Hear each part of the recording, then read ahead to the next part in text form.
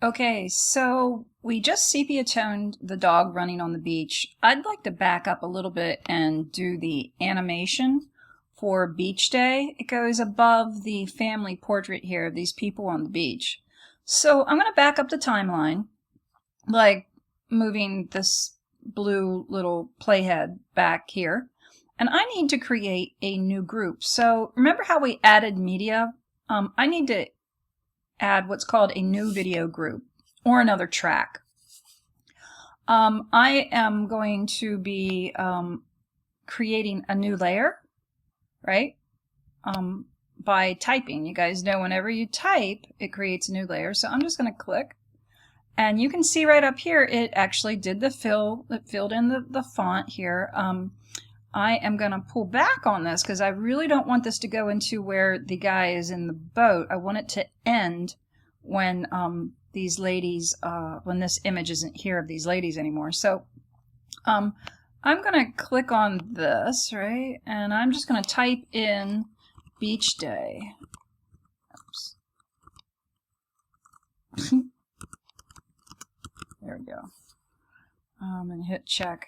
And I don't know if it goes, let me take a look at, see. Oh yeah, there's a little bit more there, huh? I guess I better get rid of that.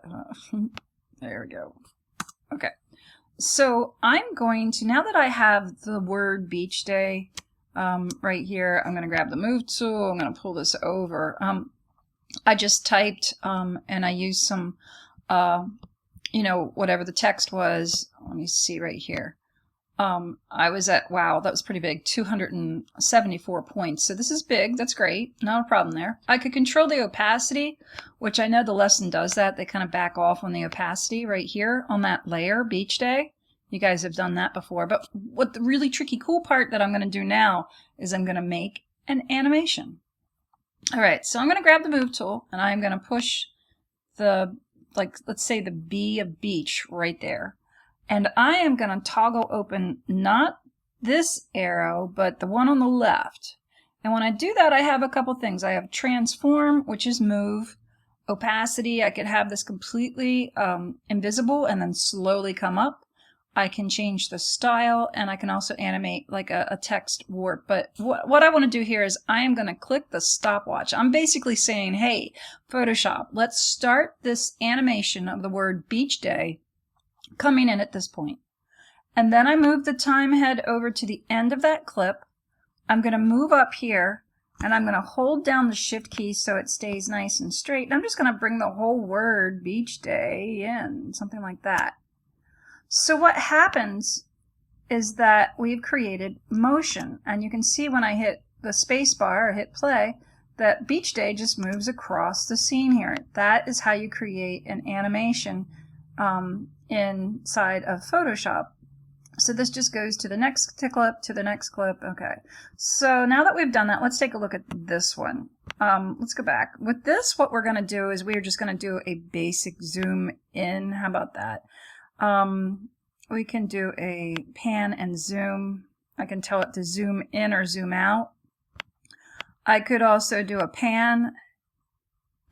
I could tell it to zoom. I can actually tell it to zoom from a certain point, like an anchor point. I can say, okay, so zoom from maybe the front here where the dog is, and then zoom out, something like that.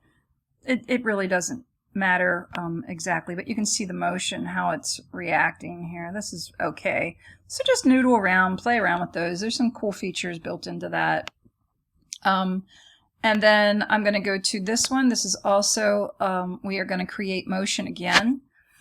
So with this image, what we want to do, number one, is we are going to move it. We're going to bring it, let's see, we need to click on that clip. All right, and we are going to actually go in here and we'll start, like, you can see that there is a bottom here. Let me go too far. All right, so you can go too far with this because you're off the scene. So I'm going to start right about where that foot is of this guy jumping in the water. It looks like a leg. I'm going to open up again this other toggle switch. So the position is right here. I hit the anchor point. You can see the little stop here. I'm going to move to the end of that clip. and then I'm going to move up into the timeline, and I'm going to pull this all the way down until we see the whole guy, like that. So what's happening now is yet another animation of this guy moving. And then this last clip here, what I want to do is just kind of do, I'm just going to do a zoom in. Just zoom in, and I'm going to go for the bottom. I also need to get this to fit. Look at that. I didn't realize it, but this doesn't fit. We need to go pan and zoom, tell it to fit. So now that we can see this whole image, I need to go in again, and I'm going to tell it to actually zoom. Oops, sorry, wrong one. Zoom in, and I'm okay with that. So it's going to slowly, we'll go from this into that and zoom in towards the sunset. So that's cool. I think all this is looking pretty good. My next thing I need to do here is add some transitions. It's really common in between clips, rather than just having a hard cut. This is a hard cut where it goes from one thing to the next. To add transitions. Transitions make it a softer, more gradual. There are lots of transitions out there, but there are some classic, tasteful transitions, and the classic one is just a nice crossfade. I'm going to apply a crossfade in between each of these clips, so that what happens now is that as it's moving from one clip to the next, there's a nice soft fade, a cross dissolve, a crossfade from one clip to the next.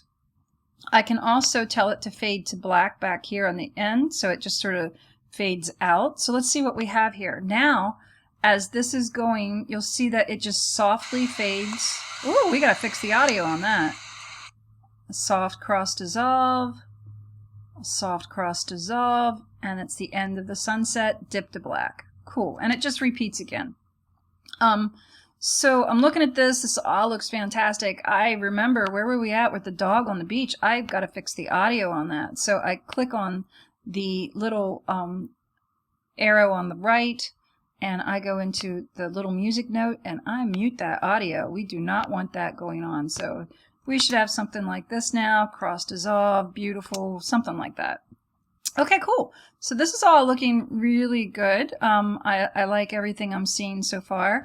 I can have this actually back off just a little bit more, since the cross dissolve create a little bit. I kind of like that just a bit more as it's switching into the guy. I kind of want that to be gone.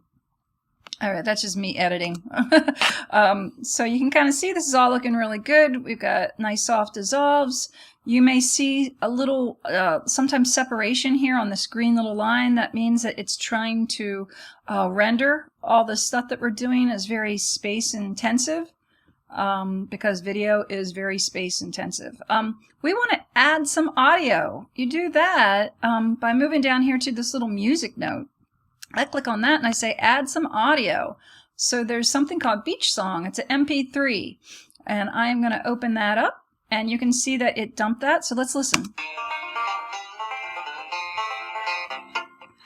Okay, so that's what we have to work with.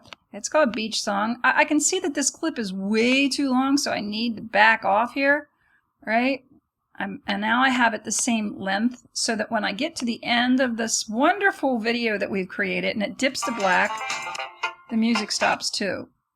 I also need to do something else here. There's some wonderful audio refinements that I can tell it to fade in, and I can tell it to fade, well, actually I don't want it to fade in. I want to start right on the beat, but I do want it to slowly fade out in about a 4-second fade.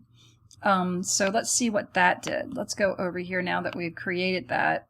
You should hear where the audio actually dips to black, like the video dips to black. There it did.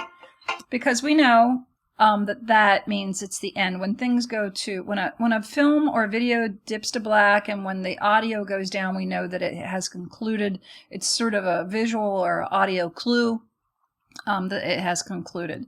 The last thing that you need to do is actually render this video out. And I'm going to close this for a second. When you are rendering, let's talk about rendering for a second. Right here, there is a render video. It may take a little time. So right now we are actually working with the timeline, but know that it is, basically still just a Photoshop file. I need to render this video, and I'm going to click on that. When I tell it to render, I am going to select an MP4. That's sort of the standard for any YouTube or things that you're going to share online, which you definitely need to share this with me online for your final. And so it's also an MP4 is referred to as a H.264. You might hear that as well. So I need to call it that. I'm going to call it Beach Day. All right. I'm going to save it on my desktop, and I'm going to hit render. And this will take a little bit of time. When it is rendered, it will be saved on my desktop, and then I can view it from that point. But it's taking a little bit of time to render, which is perfectly normal. Your videos, even a short video like this one, is going to take some time to render. So just prepare for that. A couple minutes, maybe longer, depending on how long your video is.